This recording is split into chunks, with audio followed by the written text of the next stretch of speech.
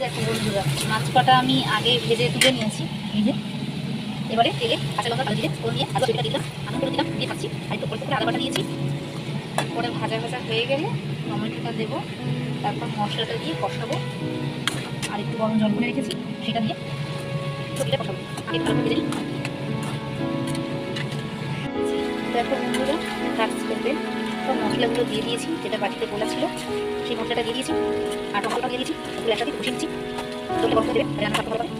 মশলাগুলো কষিয়ে নিচ্ছি, খুব তাড়াতাড়ি রান্না ভেজে তোমরা চাইলে আমাকে বেটে দাও। আমি দিয়েছি, তারপরে একটা সরিয়ে দাও দিয়েছি। এবার শুধু ঝোলের জন্য জলটা দিব, সবজিটা সেদ্ধ হয়ে গেলে ফুটে মাছটা দিয়ে নামিয়ে নেব। বন্ধুরা, ঝোলের জন্য জল দিয়ে দিয়েছি। এই সবজিটা সেদ্ধ হলেও ফুটে শুকনো মাছটা দিলাম। রান্না রেডি, তাহলে দিয়ে আলাদা আর উপরে মাছ দিয়ে রান্না করে দেখো। তোমাদের সাথে একবার শেয়ার করলাম, ঝোলটা যতটা রাখবে সেই অনুযায়ী তোমরা জলটা দেবে, মাছটা দিয়ে